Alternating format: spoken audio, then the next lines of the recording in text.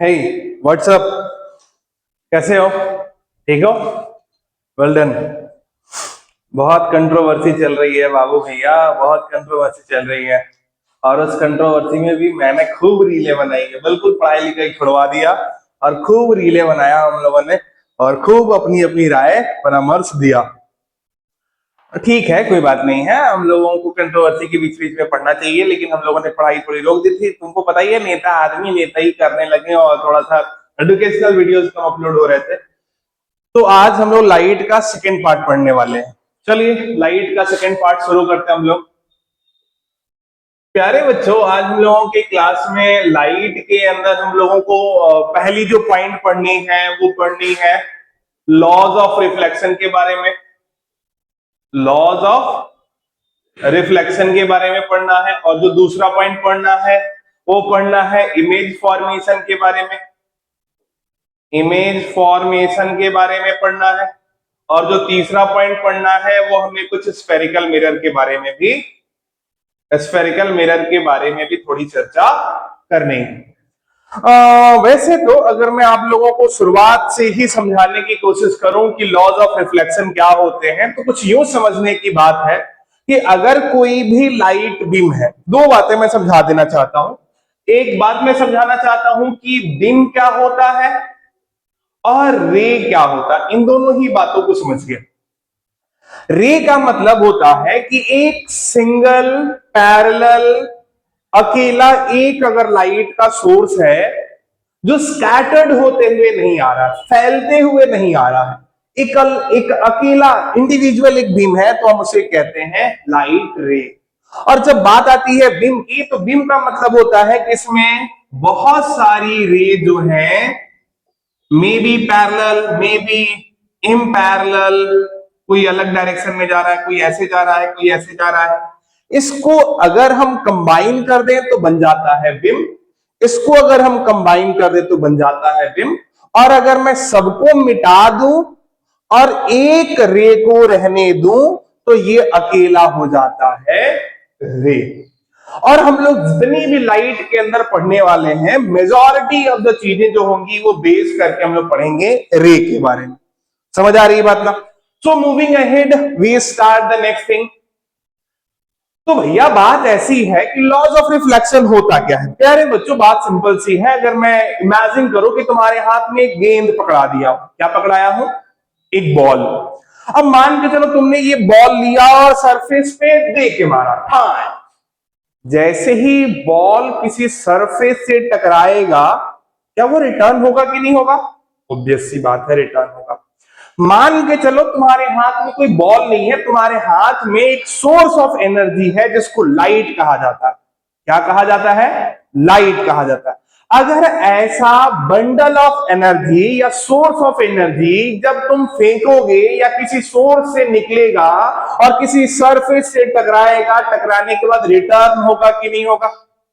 Return होने की phenomena को ही कहते हैं रिफ्लेक्शन ऑफ लाइट। क्या कहते हैं?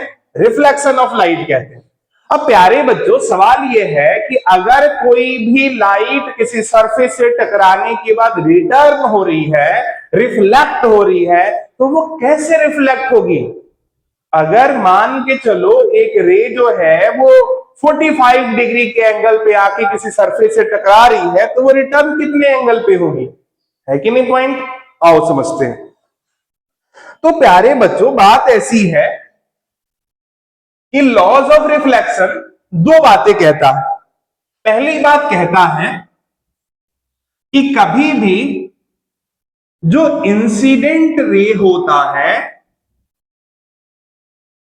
और जो रिफ्लेक्टेड रे होता है, इन दोनों के बीच में एक इमेजिनरी लाइन होता है जिसे हम लोग कहते हैं नॉर्मल। क्या कहते हैं? ये तीनों की तीनों जो रे होती हैं, ये हमेशा always lies on same point. कहना क्या चाहता है भाई? कहना यही चाहता है कि एक सरफेस मान के चलो कि यहां से एक लाइट है, वो आ रहा है और आने के बाद वो रिटर्न हो रहा है। तो स्वाभाविक है कि हम इसे बोलेंगे इंसिडेंट रे, और स्वाभाविक है कि हम इसको बोलेंगे रिफ्लेक्टेड रे। इसके बीचों बीच हम एक लाइन को इमेजिन कर सकते हैं, ये इमेजिनरी लाइन को हम बोलते हैं नॉर्मल। क्या बोलते हैं? नॉर्मल बोलते हैं। अब सवाल यह है कि तुम पूछोगे सर क्या जरूरत है नॉर्मल को ड्रॉ करने की? अगर हम एक बॉल को दीवार पे फेंक रहे हैं तो हमको कैसे पता चलेगा कि हम दीवार के कितने एंगल पे अपने बॉल को फेंका हमने? कोई तो ऐसा पॉइंट होना चाहिए जिससे हम कंपेयर कर सके। फिजिक्स के अंदर जब भी हम बात करते हैं फिजिक्स सब्जेक्ट की, एक हमेशा पॉइंट याद रखिएगा कि फिजिक्स के अंदर एक वर्ड होता है जिसको हम लोग कहते हैं रेफरेंस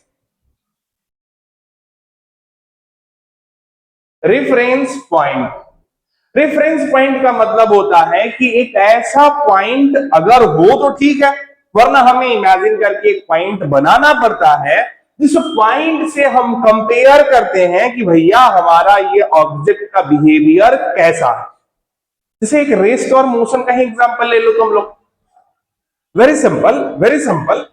अगर मान के चलो मैं कहूं कि भैया एक ट्रेन की कंपैरिजन अगर हम प्लेटफॉर्म से कर दें, मतलब अगर तुम ट्रेन में बैठे हुए हो, विंडो से बाहर देख रहे हो, तुम कंपेयर कर रहे हो स्टेशन से, और ट्रेन अगर स्टेशन को क्रॉस कर रही है तो तुम क्या बोलोगे? You are in motion.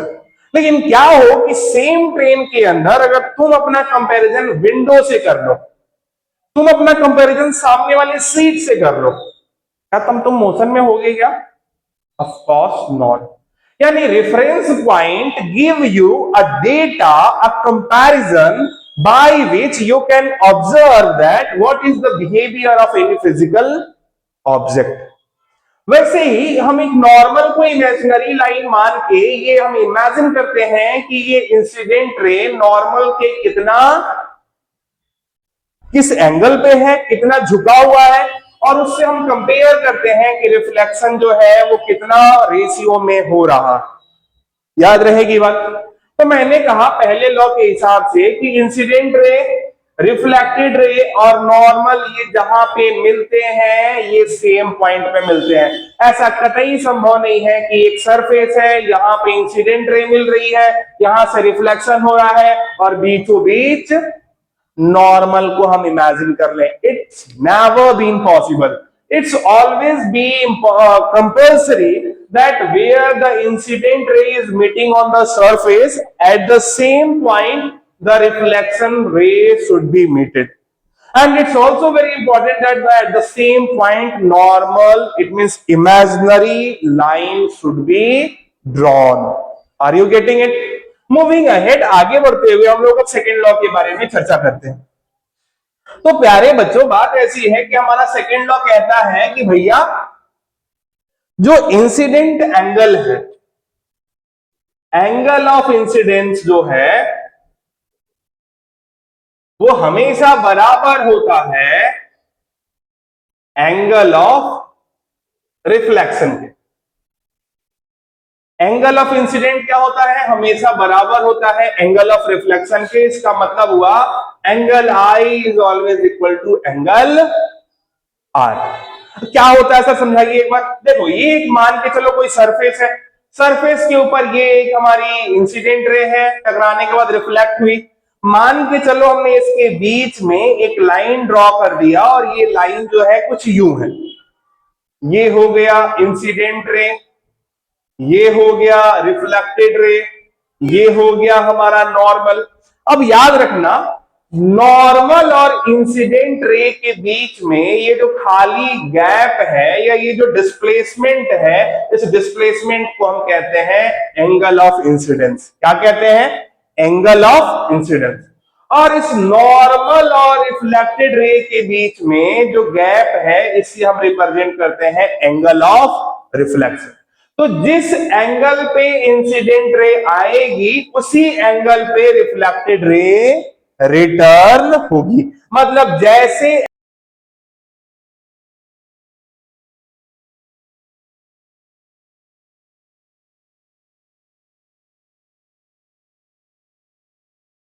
Angle पे तुम एनर्जी को फेंकोगे, लाइट को फेंकोगे, उसी एंगल से लाइट रिफ्लेक्ट होकर के आगे मूव करेगी।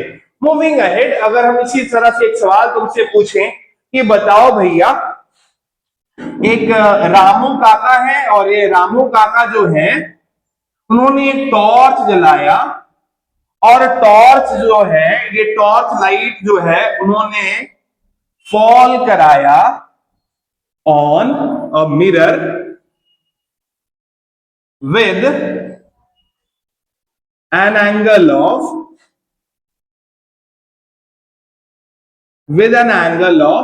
45 डिग्री।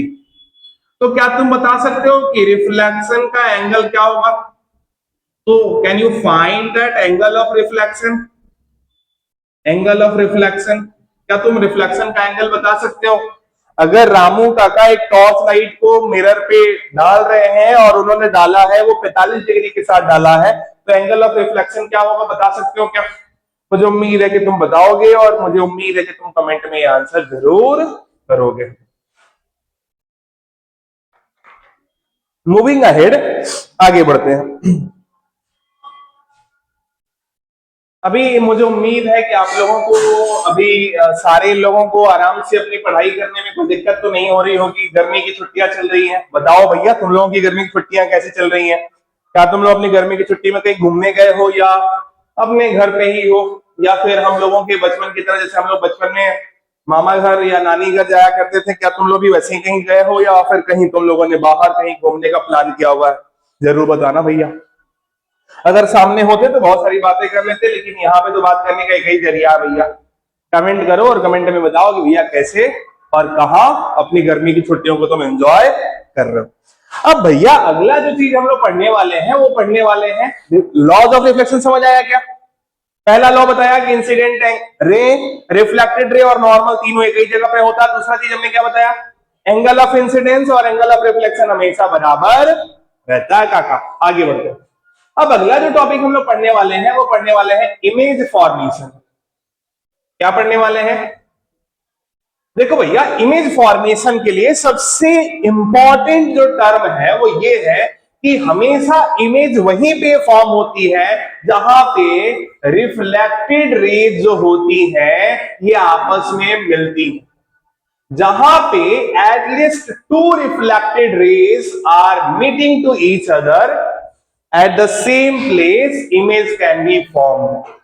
अगर मैं दो इंसिडेंट रे को आपस में मिला दूं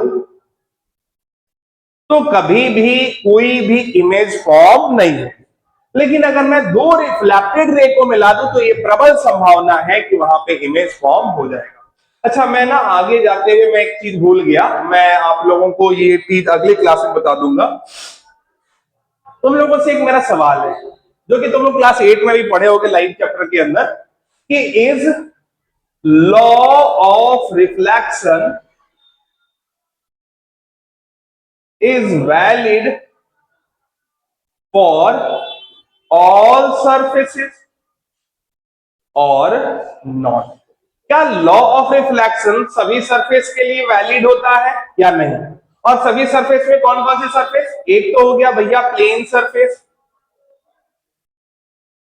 और एक दूसरा सरफेस ले लो कर्व्ड सरफेस। मुझे जरूर बताना अगर तुम्हें पता हो, और नहीं पता हो तो मैं अगले क्लास में इसके ऊपर चर्चा जरूर करूंगा। दूसरा मेरा सवाल यह है कि क्या law of reflection parallel beam of light के लिए वैलिड होता है, या फिर क्या law of reflection non parallel beam of light के लिए वैलिड होता है? हाँ या ना, जरूर बताना। इसकी चर्चा मैं एक अलग वीडियो के अंदर एक्सप्लेन जरूर कर दूंगा। आगे बढ़ते हैं। तो हम लोगों ने अभी इमेज फॉर्मेशन को देखा कि इमेज फॉर्मेशन के लिए ये बहुत जरूरी है कि या तो कोई दो रिफ्लेक्टेड रेज मिले या मिलती हुई टेंड करें, हम वहां पे इमेज फॉर्मेशन करा सकते हैं, अदरवाइज इमेज फॉर्मेशन पॉसिबल नहीं। अब भैया हम अगर तुमसे एक सवाल पूछ लें कि भैया इमेज फॉर्मेशन कराना है बाय प्लेन मिरर, किसके थ्रू? By plane mirror. तो भैया प्लेन मिरर के अंदर इमेज फॉर्मेशन कैसे होगा? सिंपल सी बात समझना। पहली बात तो यही समझ लो कि प्लेन मिरर क्या होता है। प्लेन मिरर का मतलब होता है अगर तुम प्लेन मिरर को टच करोगे एकदम ऐसे, जैसे मेरा बोर्ड है ना एकदम बराबर, ऐसे ही प्लेन मिरर जो होते हैं एकदम प्लेन होते हैं, बराबर होते हैं, उसमें कोई भी कर्व नहीं। जैसे हमारा बोतल देखो, लुक एट माई बॉटल, मेरा बॉटल देखो यहां से सीधा आया है, फिर कर्व बनाया है, फिर वापस से थोड़ा सा बेंड हुआ है, फिर नीचे जाते हुए इसका सरफेस एरिया बढ़ गया है। तो इसमें ना बहुत सारा रफ स्ट्रक्चर दिखाई पड़ रहा है। लेकिन मेरा मार्कर देखो यहां से यहां तक, क्या एकदम प्लेन होगा कि नहीं? तो एग्जैक्टली तो प्लेन नहीं है, लेकिन प्लेन मान सकते है ना। हाँ ठीक है। अच्छा, ये प्लेन मिरर होता कहाँ कहाँ पे है? हमारे घर पे, यानी हमारे हाउस के अंदर ये प्लेन मिरर अवेलेबल होते हैं। हमारे किचन के अंदर, किचन के अंदर तो नहीं होता है, मतलब रखे हुए किचन के अंदर नहीं, इतने अमीर तो नहीं हो गए लोग। हाँ, हमारे बाथरूम्स के अंदर, बाथरूम्स के अंदर जो हमारे घर में होता है, हमारे मेकअप रूम के अंदर या मेकअप बॉक्स के अंदर जो ग्लासेज होती है, मिरर होता है, उन सभी जगहों पे प्लेन मिरर होता है। हम यहाँ पे सीधे सीधे लिख दे रहे हैं लुकिंग ग्लासेस। लुकिंग ग्लास मतलब जिसमें तुम देख के अपने आप को तैयार करते हो, सुबह सुबह स्कूल जाने के लिए जब तुम तैयार होते हो, या फिर कहीं किसी पार्टी फंक्शन में जाने के लिए जब तुम तैयार होते हो तो हाँ सॉरी, सम टेक्निकल ग्लिच, कोई नहीं। तो हम लोग देख लेते कि प्लेन मिरर कहाँ कहाँ पे होता है, ये देख लिए थे लोग। ये हमारा प्लेन मिरर हो गया। प्लेन मिरर जो होता है एकदम आगे से प्लेन होता है और पीछे से पॉलिश्ड होता है। तो पॉलिश सरफेस को हमने पीछे दिखा दिया और रिफ्लेक्टिंग सरफेस आगे दिखा दिया। ये मस्त हमारा एक स्टूडेंट है जिसका नाम प्रवीण है, मैं उसको याद कर रहा हूँ। और ये प्रवीण जो है वो ये हमारे सामने मिरर के सामने खड़ा हुआ है। अब देखिए कैसे इसकी इमेज फॉर्मेशन होती है और क्या क्या मिरर प्रॉपर्टी होती है, ध्यान से समझिएगा। मान के चलिए इस प्रवीण से एक लाइट एंटर कर रही है और ये इंसिडेंट रे जाके स्ट्राइक हो रही है कहां पे? प्लेन मिरर पे। कहां पे? प्लेन मिरर पे। अब आपने अभी भी पढ़ा था लॉ ऑफ रिफ्लेक्शन की भैया एंगल आई जो है बराबर होगा एंगल आर के। उस अकॉर्डिंग अगर इंसिडेंट रे जो है एकदम सीधा पैरेलल जाके स्ट्राइक कर रहा है किसके ऊपर?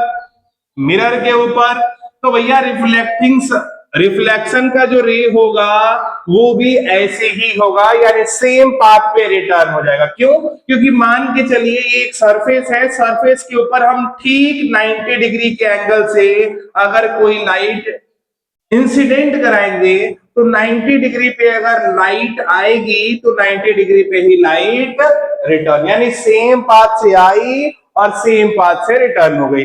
तो आपको दिखाई पड़ रहा है कि भैया मस्त ये लाइट आ रही है और ये मस्त लाइट सेम पाथ पे रिटर्न हो गई। चलो बढ़िया। अब एक लाइट को ना हम एंगल पे, किसी भी एंगल पे आप अपने हिसाब से 45 35 जो भी मानना है मान लीजिए, हम उस एंगल पे क्या कर रहे हैं? इस लाइट को स्ट्राइक करा रहे हैं प्लेन मिरर के ऊपर। अच्छा, एक चीज समझने की बात देखो कि ये जब लाइट जो है किसी एंगल पे इंसिडेंट हो रहा है प्लेन मिरर पे, तो स्वाभाविक है कि प्लेन मिरर पे इंसिडेंट होने के बाद रिटर्न भी होगा, रिफ्लेक्शन भी होगा। यस और नो? अच्छा, अभी अभी मैंने बताया कि अगर एंगल ऑफ इंसिडेंट और एंगल ऑफ रिफ्लेक्शन के बीच में रिलेशन फाइंड करना है तो हम क्या करेंगे? यहां पे एक नॉर्मल इमेजिनरी लाइन ड्रॉ कर लेंगे। तो भैया ये है हमारा सरफेस और ये है हमारा इमेजिनरी लाइन नॉर्मल। तो अभी अभी हम लोगों ने पढ़ा कि ये अगर इसके और इसके बीच का जो डिस्प्लेसमेंट होता है उसे हम एंगल आई से रिप्रेजेंट करेंगे और नॉर्मल और रिफ्लेक्टेड रे के बीच में जो डिस्प्लेसमेंट होगा हम उसे एंगल आर से डिनोट करेंगे। और according to that formula angle I होता है एंगल आर के बराबर। तो क्या हम कह सकते हैं कि ये दोनों एंगल बराबर होगा, यानी ये यहां से आया और स्ट्राइक करके इधर निकल गया। अभी 2 मिनट पहले हमने बोला कि इमेज फॉर्मेशन के लिए 2 या 2 से ज्यादा रिफ्लेक्टेड रे का मिलना जरूरी है। यहां मिल पाएगा? एगो लाइट रिटर्न होना है इधर और एक लाइट जा रहा है इधर, कभी ये सामने आगे की दिशा में कहीं पे मिल पाएंगे? कभी लग रहा है कि ये किसी भी डायरेक्शन में मिल पाए? हाँ, ये एक संभावना है कि अगर मैं इन रेज को पीछे की तरह इमेजिन करूं कि ये रे पीछे की तरफ कहीं जा रही है और ये रिफ्लेक्टेड रे नंबर 2 अगर पीछे की तरफ कहीं जा रही है, तो एक ऐसा पॉइंट बन रहा है जो मिरर के पीछे मिल रहा है और ये पीछे हमें इमेज बनती हुई यानी रिफ्लेक्टेड रे मिलती हुई दिखाई पड़ेंगी। याद रखिएगा 2 तरह की इमेज होती है, एक इमेज होती है रियल इमेज और एक इमेज होती है वर्चुअल इमेज। मैं रियल और वर्चुअल के बारे में डिफरेंस आगे बताऊंगा, लेकिन अभी मैं इतना बताता हूं कि जिस डायरेक्शन में ऑब्जेक्ट है, अगर इसी डायरेक्शन में इमेज भी बने तो हम उसे कहते हैं रियल इमेज। क्या कहते हैं? मान के चलो सामने शीशा लगा हुआ, हम खड़ा होकर अपना फोटो देख रहे हैं, अब हमारा फोटो भी शीशा के सामने बन रहा है, यानी हमारे ही डायरेक्शन में बन रहा है। कौन सा इमेज? Real image. और जिधर हम खड़े हैं उसका उल्टा डायरेक्शन में अगर हमारा फोटो बने हम उसे कहते हैं वर्चुअल इमेज। बताओ, प्लेन मिरर में प्रवीण का फोटो यहां पे बन रहा है, ये रियल इमेज है कि वर्चुअल इमेज है? वर्चुअल इमेज होगा। कौन सा इमेज होगा? तो plane mirror always form virtual image. कौन सी इमेज? Virtual image. अच्छा, जो वर्चुअल होती है इमेज, उसमें सबसे बढ़िया बात क्या होती है कि इसमें एक चीज तुम नोटिस करो, प्रवीण का जो हेड है इमेज में भी वहीं पे हेड है, प्रवीण का जहां पे पैर है वहीं पे पैर इसका भी है, यानी कि खड़ा है ऑब्जेक्ट तो इमेज भी कैसा है? खड़ा है। यानी जो प्लेन मिरर इमेज बनाता है वो हमेशा इरेक्ट बनाता है। वर्चुअल एंड इरेक्ट मतलब अगर हम खड़ा होकर शीशा में फोटो देख रहे हैं, तुम लोग हमारा फोटो वीडियो देख रहे हो, तो हम खड़ा है तो उसमें बैठा हुआ थोड़ी दिख रहा है, उसमें भी तो खड़ा ही दिख रहे होंगे ना। हमारा शकल जहां पे है वही ना दिख रहा होगा। ऐसे थोड़े कि शकल हमारा पेट के नीचे आ गया है और पेट हमारा ऊपर चला गया है, हाथ हमारा कहीं और, ऐसा तो नहीं दिख रहा होगा। स्वाभाविक है। इरेक्ट का मतलब सेम डायरेक्शन में ऑब्जेक्ट का इमेज भी बना हुआ है। दूसरी चीज, तीसरी चीज, प्लेन मिरर में ऑब्जेक्ट साइज जो होता है हमेशा बराबर होता है इमेज साइज के। जितना बड़ा ऑब्जेक्ट उतना ही बड़ा इमेज। तीसरी चीज, चौथी चीज जान लो क्या होता है भैया, जितना आगे इमेज होगा मिरर के उतना ही पीछे, सॉरी मेरा डायग्राम गंदा है, जो जानते हैं मेरे को वो जानते हैं मैं डायग्राम में बहुत अच्छा हूं, इतना अच्छा हूं कि मैं बता नहीं सकता। तो मैं अभी क्या बता दे रहा हूं कि ऑब्जेक्ट डिस्टेंस जो होगा प्लेन मिरर में ऑलवेज बराबर होगा इमेज डिस्टेंस के। ऑब्जेक्ट डिस्टेंस बराबर होगा किसके? इमेज डिस्टेंस के। ऑब्जेक्ट साइज बराबर होगा किसके? इमेज साइज के। ऑब्जेक्ट कैसा, इमेज कैसा होगा? इरेक्ट होगा। इमेज कैसा होगा? वर्चुअल होगा। और तीसरी बात और आखिरी बात, जो प्लेन मिरर इमेज बनाता है वो लेटरली,